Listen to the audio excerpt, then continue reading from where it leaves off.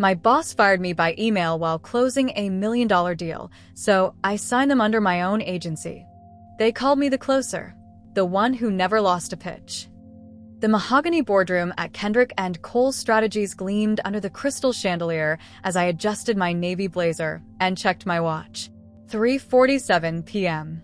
In 13 minutes, I would walk into the most important presentation of my career, and I already knew I'd win it. My name is Danielle Brooks, and for the past 5 years, I've been the secret weapon that built this firm's reputation. While my colleagues stumbled through PowerPoints and fumbled client questions, I orchestrated million-dollar symphonies that left CEOs begging to sign our contracts. The brass nameplate on my corner office read, Senior Vice President of Strategic Development, but everyone in the industry knew my real title, the Rainmaker. Danielle, you ready for the Whitley presentation? My assistant, Marcus, poked his head through my door, his eyes bright with the same excitement I felt before every big pitch. Born ready, I replied, but my smile faltered as I spotted Elliot Kendrick strutting down the hallway in his $1,000 suit, already practicing his victory speech for a deal he hadn't lifted a finger to secure. Being the only Black woman in the executive suite at one of Manhattan's most prestigious consulting firms meant I lived in a fishbowl. Every presentation had to be flawless. Every client interaction had to exceed expectations. Every strategy had to be bulletproof. While my white male colleagues could afford a few stumbles, I couldn't even afford to have a bad hair day without someone questioning my competence. The irony wasn't lost on me. I was the one who'd spent 18 months cultivating the relationship with Whitley Energy's leadership team. I was the one who'd identified their operational blind spots during our initial assessment. I was the one who'd crafted the innovative supply chain strategy that would save them $47 million annually. Yet somehow, Elliot would be the one standing at the head of the table, taking all the credit. I'd learned this game early. Fresh out of Wharton with my MBA, I'd walked into Kendrick & Cole believing that excellence would speak for itself. How naive I was. Within 6 months, I watched Elliot present my market analysis to the board as his own breakthrough insight.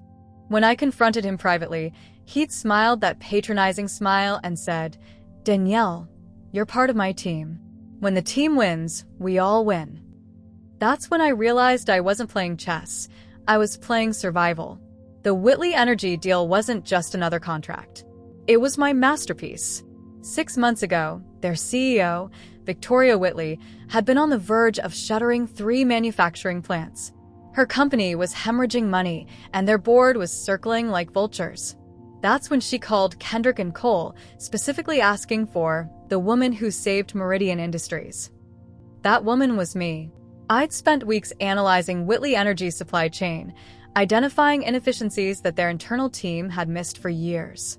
Late nights turned into early mornings as I mapped out a comprehensive restructuring plan that would not only save those jobs, but position the company for aggressive expansion. I'd flown to their headquarters in Texas 4 times, building relationships with their executives, understanding their culture, and earning their trust one conversation at a time. Ms. Brooks, Victoria had said during our last meeting, you don't just see numbers on a spreadsheet. You see people. That's rare in this business. But when it came time to present our findings to their board, guess who insisted on being the primary presenter? Elliot, of course. He'd memorized my talking points, practiced my slide transitions, and would likely even use my carefully crafted anecdotes about their company culture. Meanwhile, I'd be relegated to answering technical questions and providing supporting data. The pattern was exhausting, but I'd learned to navigate it. Every snub, every stolen credit, every condescending comment, I documented it all in a private folder on my laptop. Not because I planned to file complaints or cause drama, but because I'd learned that in corporate America, memory was selective and paper trails were everything. 5 minutes, Danielle, Marcus called out. I gathered my materials, straightening my shoulders as I prepared to enter that boardroom and deliver another flawless performance for a boss who saw me as a threat rather than an asset. But something felt different today. Maybe it was the way Elliot had been avoiding eye contact all week, or how he'd suddenly started scheduling strategy sessions without inviting me. There was an electricity in the air, a tension that made my instincts hum with warning.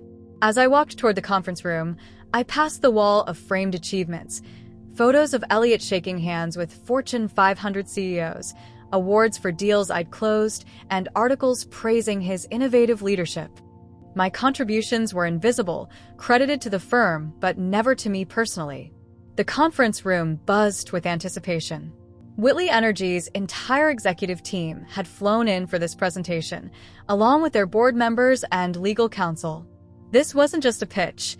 It was the culmination of everything I'd worked toward. The contract sitting in that room represented $12 million in consulting fees over 3 years, not to mention the prestige of landing one of the most sought-after accounts in the energy sector. I took my seat at the polished conference table, my presentation materials perfectly organized, my confidence radiating despite the familiar knot in my stomach. Across from me, Victoria Whitley caught my eye and smiled, a smile that said she knew exactly who had crafted every word of the proposal she was about to hear. Elliot cleared his throat and began his opening remarks, his voice smooth and confident as he delivered my carefully researched insights about the energy industry's challenges. I watched him perform, noting how he'd even adopted my hand gestures and speaking rhythm. It was like watching someone wear my clothes and claim they designed them. But I smiled and nodded, playing my part in this elaborate theater. After all, I was the closer, the one who never lost a pitch. And something told me that by the end of this day, everything would change. I just had no idea how dramatically.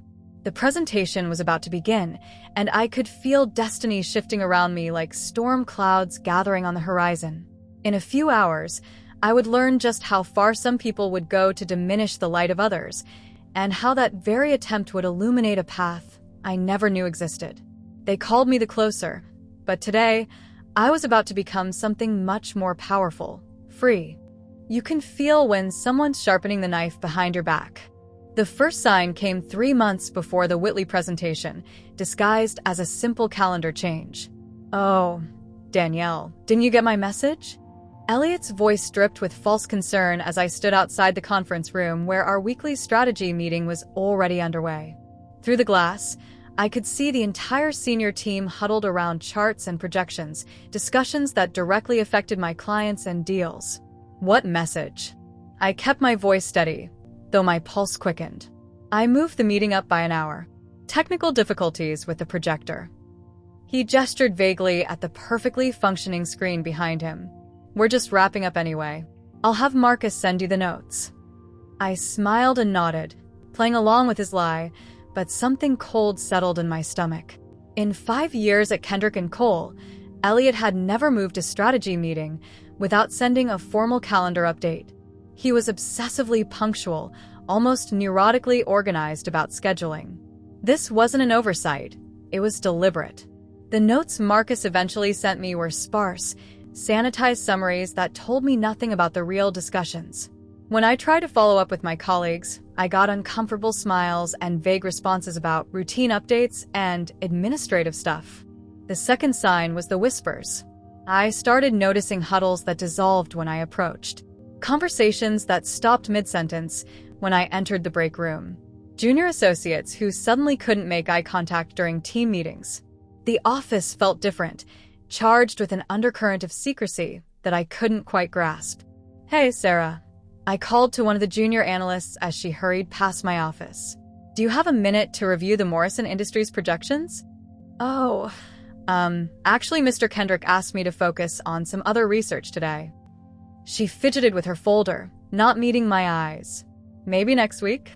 Sarah had been eager to work with me for months, constantly volunteering for my projects and staying late to perfect her analyses. Now she acted like I had some contagious disease. The third sign hit me in the inbox. Important client emails that I should have been copied on began arriving hours late, forwarded by assistants with apologetic notes. "Sorry, Mr. Kendrick forgot to include you initially." Strategic documents that I'd helped create were being circulated without my input. Meeting invitations for client calls that I'd scheduled myself somehow didn't include my name. Elliot.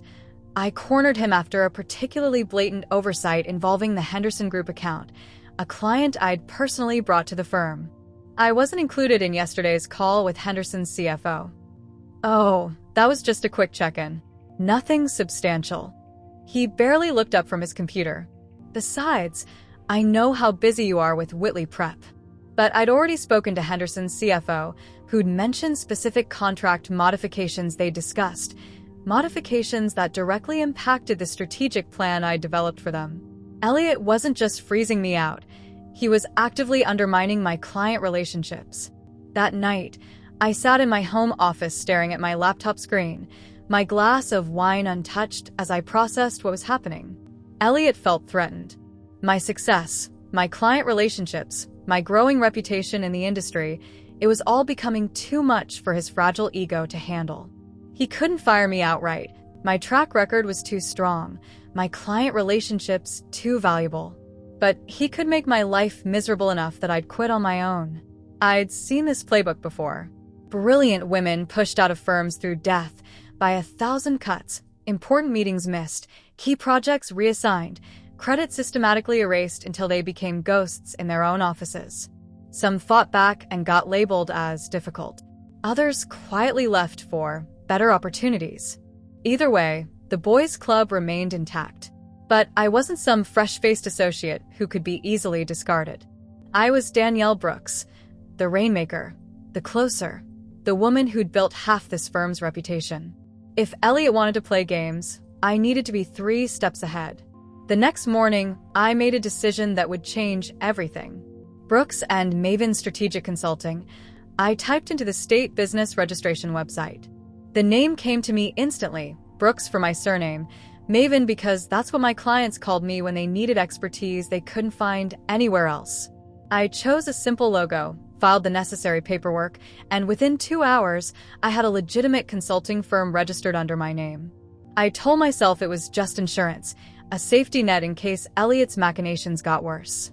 The incorporation documents went into a secure folder on my personal laptop, and I continued showing up to Kendrick and Cole every day with a smile, delivering results for a boss who was systematically plotting my professional demise.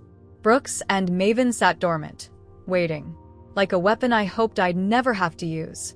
But as the weeks passed and Elliot's behavior grew more blatant, missing me from partner meetings, reassigning my team members to his direct reports, even suggesting to clients that they might work better with other specialists on our team, I found myself updating that dormant business registration, adding a professional website template, researching office space rental rates, just in case. He didn't even have the decency to call me. The Whitley Energy presentation had gone flawlessly. For 2 hours, I'd watched Elliot deliver my strategy with the polished confidence of a man who genuinely believed he'd created it. But now, as we moved into the final negotiation phase, the real test began.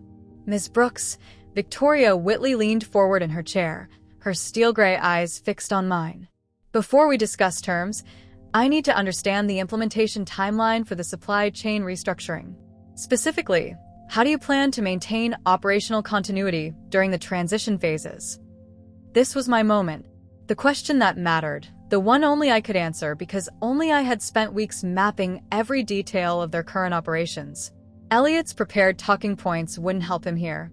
Excellent question, Victoria. I stood smoothly, moving to the whiteboard. The key is a phased approach that leverages your existing strengths while gradually introducing optimizations. For the next 20 minutes, I dissected their operational challenges with surgical precision, illustrating solutions that would save them millions while protecting their workforce.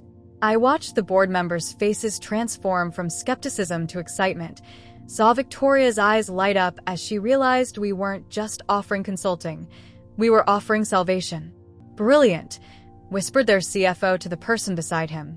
When I finished, the room fell silent for a moment before erupting in questions. Good questions, excited questions from people who could finally see a path forward. This wasn't just a presentation anymore. It was a conversion experience. I think we need to step back and discuss some final details internally, Victoria announced. Could we take a 15-minute recess? Of course. Elliot jumped in, though sweat had beaded on his forehead. Danielle, why don't you confirm the contract specifics with our legal team while we wait? I nodded, gathering my materials. As I stepped into the hallway, my phone buzzed with a new email notification. Probably Marcus with some last-minute logistics, I thought, pulling up my inbox. The sender's name made my blood freeze. Elliot Kendrick. Subject line: employment termination. Effective immediately. My fingers trembled as I opened the message, though something cold and focused was already spreading through my chest. Danielle. Effective immediately. Your employment with Kendrick and Cole Strategies is terminated. Please collect your personal belongings and return all company property by end of business today. Your final paycheck will be processed according to standard procedures. Elliot Kendrick, Managing Partner. That was it. No explanation. No thank you for 5 years of record-breaking performance. No acknowledgement of the $1 million deal I was literally in the process of closing. Just a clinical, corporate execution delivered via email while I stood in the hallway of the client's building. I stared at the screen, reading the words again and again, waiting for the shock to hit, waiting for tears or anger, or the crushing weight of betrayal. Instead, something else washed over me. Clarity. Of course. Of course this was Elliot's play. Wait until the deal was 99% closed, then fire me and take all the credit. By the time Whitley Energy signed the contract, I'd be gone, and he'd be the hero who personally delivered their salvation. Clean, efficient, and utterly ruthless. But Elliot had made one critical miscalculation. He assumed that removing me from the equation would automatically transfer all my relationships, my expertise, and my reputation to him. He thought clients were loyal to Kendrick and Cole, not to me personally. He was about to learn how wrong he was. I slipped my phone back into my blazer pocket and walked to the bathroom, needing a moment to process what came next. In the mirror, I looked at the woman who'd just been fired in the most cowardly way possible, and I smiled. My hands weren't shaking from fear. They were shaking from adrenaline, from the electric realization that the safety net I'd created months ago was about to become my launching pad. Brooks and Maven Strategic Consulting.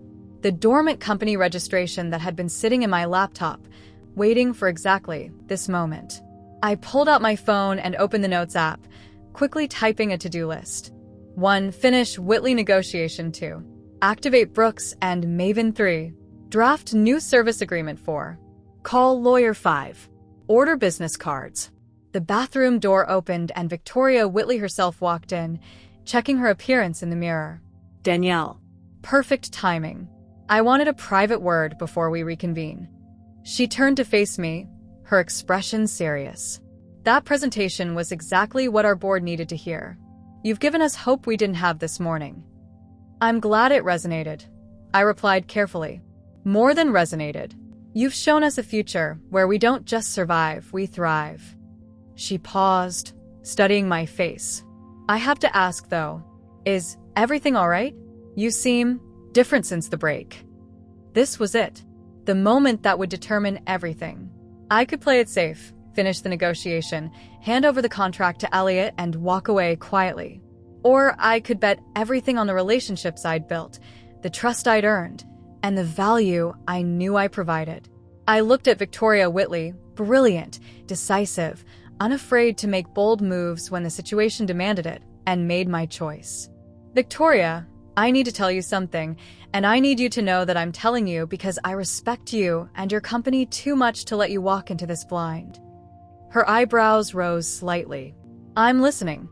5 minutes ago, I was terminated from Kendrick and Cole, effective immediately, via email. I kept my voice steady, professional. I wanted you to know before we continued negotiations. Victoria's face went through several expressions: surprise, confusion, and then something that looked suspiciously like anger. They fired you? Right now?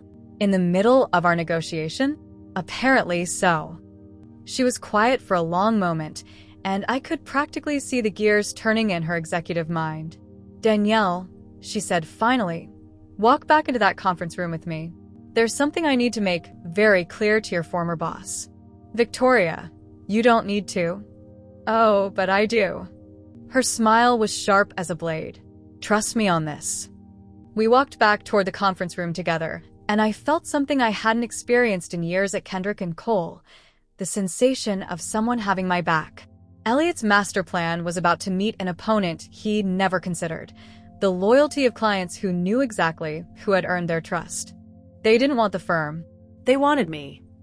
When Victoria and I walked back into the conference room, the atmosphere shifted immediately. Elliot, who'd been holding court with his usual bluster, faltered mid-sentence when he saw our faces. The Whitley Energy executives, seasoned in reading corporate dynamics, sensed the change like sharks detecting blood in the water. "Is everything all right?" asked James Morrison, Whitley's chief operating officer, his eyes moving between Victoria and me. Victoria took her seat with deliberate precision, her gaze fixed on Elliot.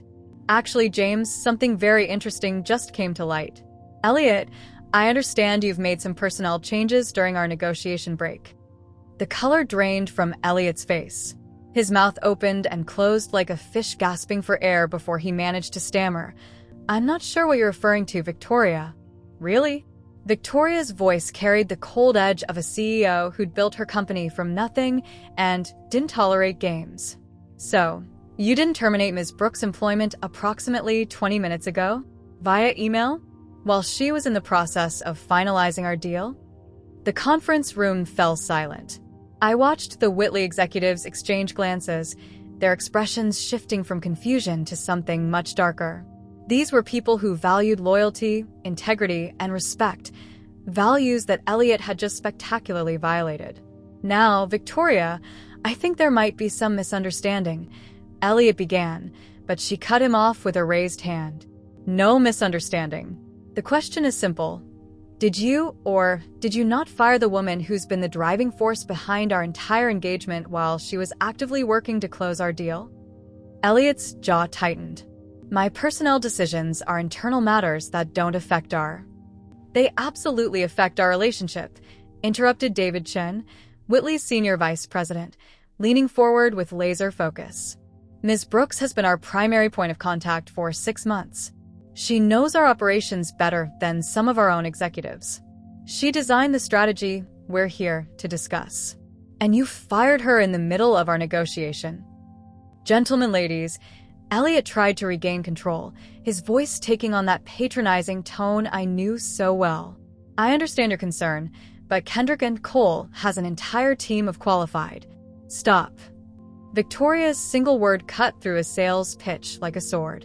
She turned to me, her expression softening. "Danielle, I need to ask you directly. If we wanted to move forward with this project, but work with you personally rather than through Kendrick & Cole, would that be possible?"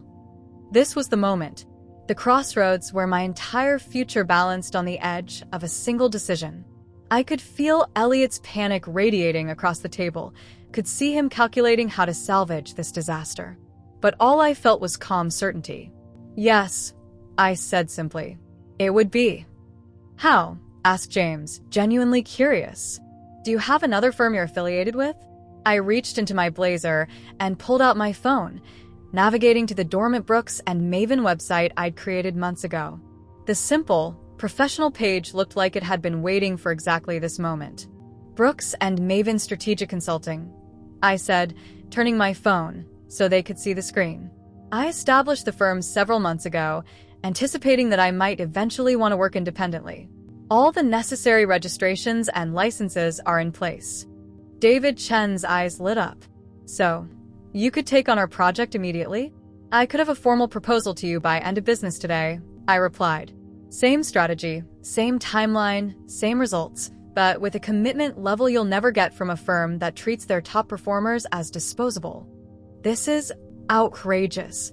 Elliot finally exploded, his composure cracking completely. "You can't just steal our client in the middle of a presentation. There are contracts, non-compete clauses, legal obligations." "Actually," Victoria said coolly, "we haven't signed anything with Kendrick & Cole yet. And as for Ms. Brooks, I suspect your termination email might have voided any restrictive covenants in her employment agreement." She smiled at me. "I assume you'll want to have your attorney review the specific language?" "Already on my to-do list," I confirmed. The room erupted in quiet conversations as the Whitley team huddled together, but I could read the decision in their faces. These were executives who'd spent months building trust with me personally. They'd shared their fears about their company's future, their hopes for their employees, their vision for growth. Those relationships belong to me, not to Kendrick and Cole. Danielle, Davidson spoke for the group after their brief consultation. We're doing business with you, not your former boss. If Brooks and Maven can deliver the same strategy with the same level of expertise, we'd prefer to work with someone who actually respects our partnership. And someone who won't fire our lead consultant in the middle of negotiations, added James with a pointed look at Elliot. I felt a surge of electricity run through me, not nervousness, but pure, unleashed potential. Then let's make this official. While Elliot sat speechless, watching his $12 million deal evaporate before his eyes, I pulled out my laptop and began drafting a new service agreement. The same scope, the same deliverables, the same timeline, but this time, every dollar would flow to Brooks and Maven Strategic Consulting. By 4:30 that afternoon, I had my first signed contract as CEO of my own firm. Victoria Whitley herself handed me the executed agreement with a smile that said she'd just made the easiest business decision of her career. "Welcome to entrepreneurship, Danielle," she said, shaking my hand.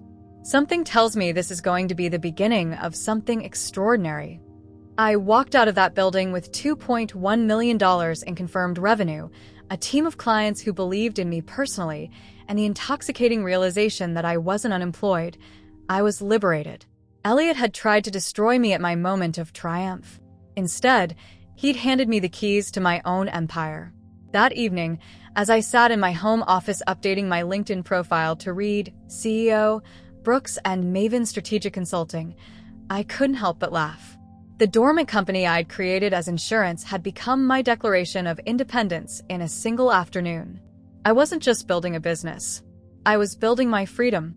You pull one thread, and the whole empire unravels.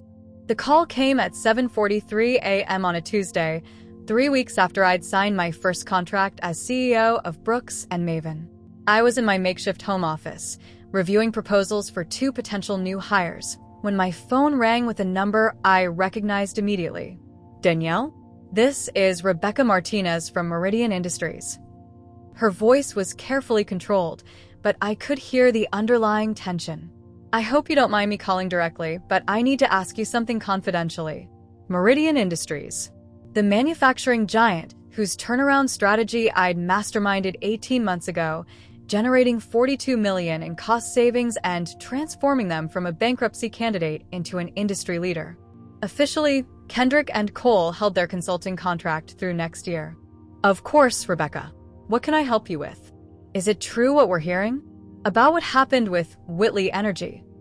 She paused. "About you starting your own firm?" Word traveled fast in the executive consulting world. CEOs talked to other CEOs. Board members shared drinks at country clubs.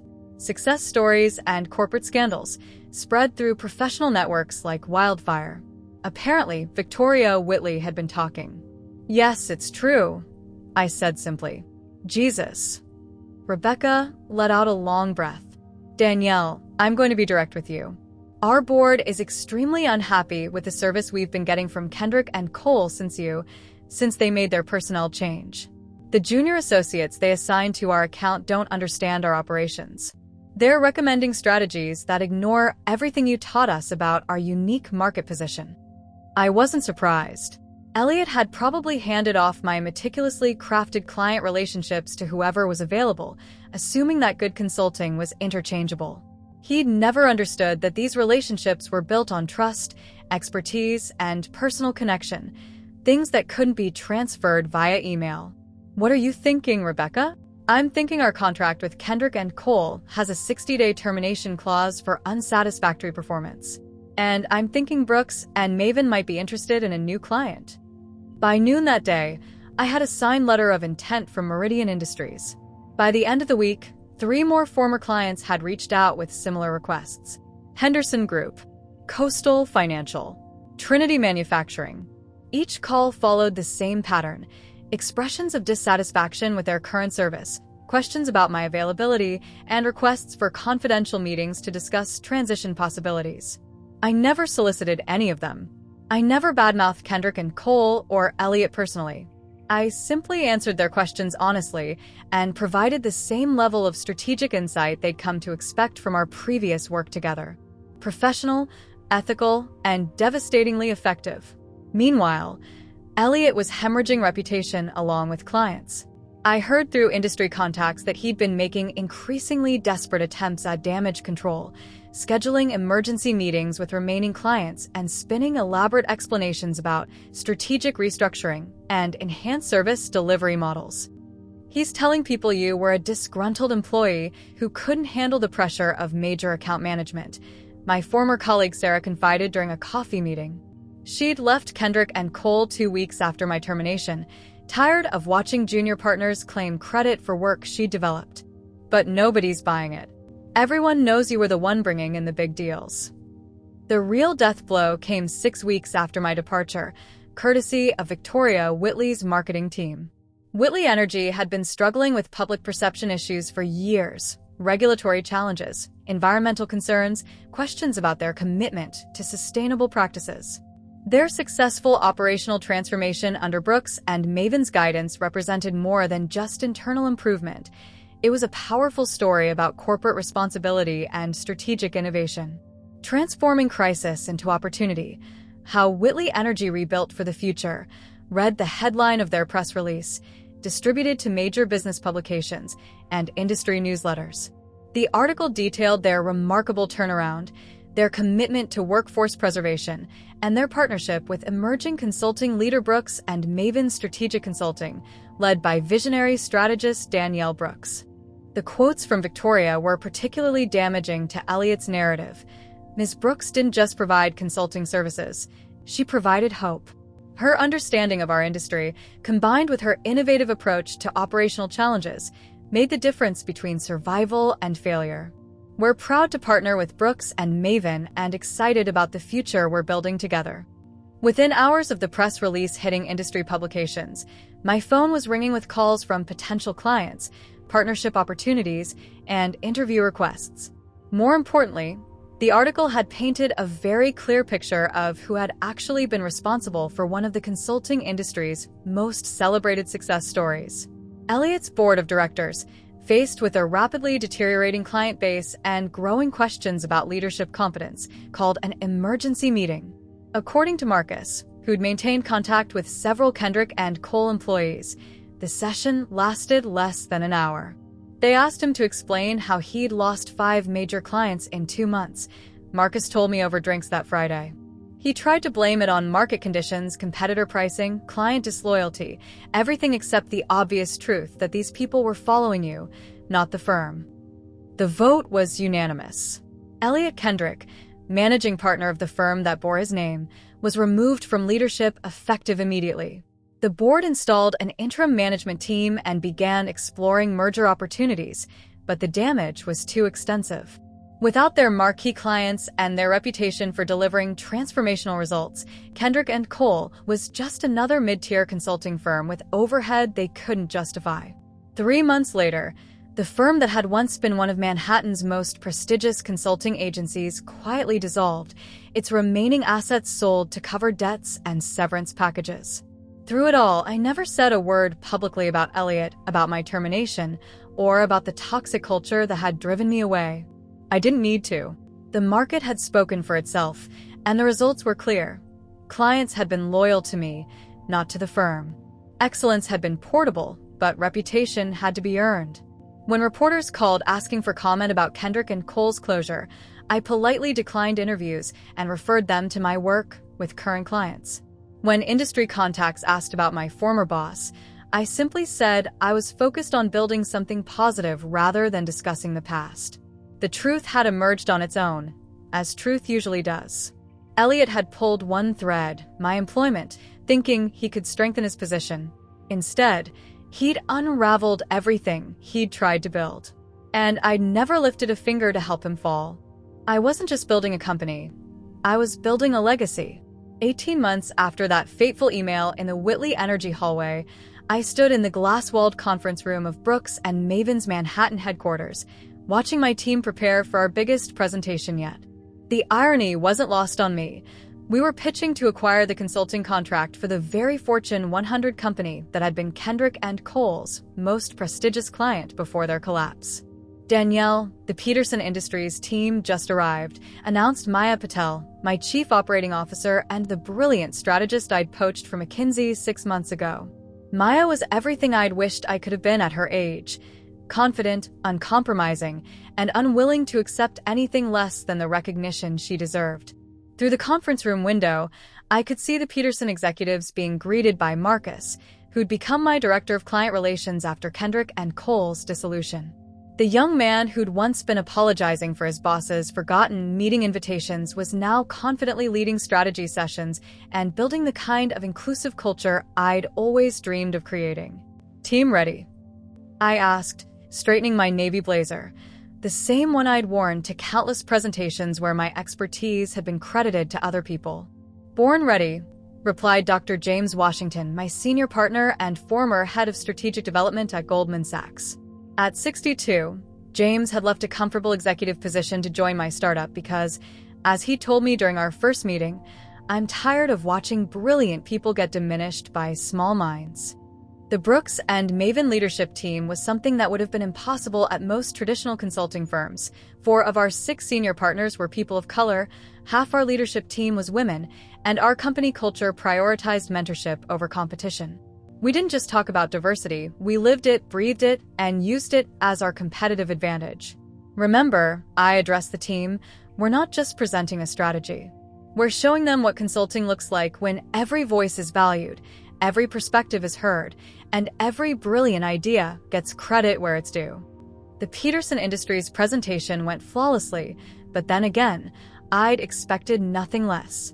Over the past year and a half, Brooks and Maven had developed a reputation for delivering results that our larger competitors couldn't match. We were nimble where they were bureaucratic, personal where they were corporate, and innovative where they were formulaic. After Peterson's team left with promises to have a decision within the week, a decision that everyone in the room knew we'd already won, I retreated to my corner office to review the latest additions to our Brooks and Maven mentorship program. The program had started accidentally when Keisha Williams, a brilliant recent MBA from Howard University, had cold emailed me asking for career advice. Instead of a brief response, I'd invited her for coffee, which turned into a monthly mentoring session, which evolved into an internship that led to her full-time position as our youngest associate. Word spread through networks of young professionals of color, and soon I was fielding requests from dozens of emerging consultants who saw Brooks and Maven as more than just a job opportunity. They saw it as a chance to build careers without compromising their identity or values. Now we had formal partnerships with 5 historically Black colleges and universities, a summer internship program that guaranteed full-time offers to exceptional candidates, and a leadership development track that prepared young professionals to become partners on merit rather than drama. Knock, knock. Maya appeared in my doorway with 2 cups of coffee and a satisfied smile. "Peterson just called. We got the contract." I felt the familiar surge of satisfaction that came with closing a major deal, but this time it was different. This victory belonged to all of us. No credit would be stolen, no contributions would be minimized, no brilliant strategist would watch someone else accept praise for their work. "Team celebration tonight?" I asked. "Already booked the private dining room at Aurelius," Maya replied. "James is handling the wine selection, and Marcus is coordinating with everyone's schedules." As Maya left to share the good news with the rest of the team, I turned to look out my office window at the Manhattan skyline. Somewhere out there, other brilliant people were sitting in meetings where their contributions were being overlooked, their expertise was being undervalued, and their potential was being constrained by leaders who saw talent as a threat rather than an asset. People often asked me if I was angry about what Elliot had done, whether I felt betrayed or bitter about those years at Kendrick and Cole. The truth was more complicated than they expected. Yes, I was hurt by the betrayal, frustrated by the wasted time, and angered by the injustice. But mostly, I was grateful. Elliot's email hadn't destroyed me. It had liberated me. His attempt to diminish my light had simply forced me to build my own spotlight. By trying to steal my victory, he'd inadvertently handed me something far more valuable: the motivation to create something entirely my own. Brooks and Maven wasn't just successful, it was transformational. We'd proven that consulting firms could be profitable while being ethical, competitive while being collaborative, and prestigious while being inclusive. Our client retention rate was 97%. Our employee satisfaction scores were off the charts. Our revenue had grown 400% year over year. But the numbers only told part of the story. The real measure of our success was in the culture we'd built, a place where brilliance was recognized regardless of who possessed it, where credit was given where it was due, and where everyone understood that success was better when it was shared. People called me brave for starting my own firm, for taking on the established consulting giants, for building something different in an industry resistant to change. Maybe they were right. But mostly, I think I was just tired of playing someone else's game by rules designed to keep people like me in supporting roles. They fired me during $1 million deal, thinking they could steal my victory and diminish my value. Instead, I signed that deal under my own name and built an empire that proved something Elliot never understood. True leadership isn't about claiming credit for other people's brilliance. It's about creating space for brilliance to flourish. And that's exactly what we'd done.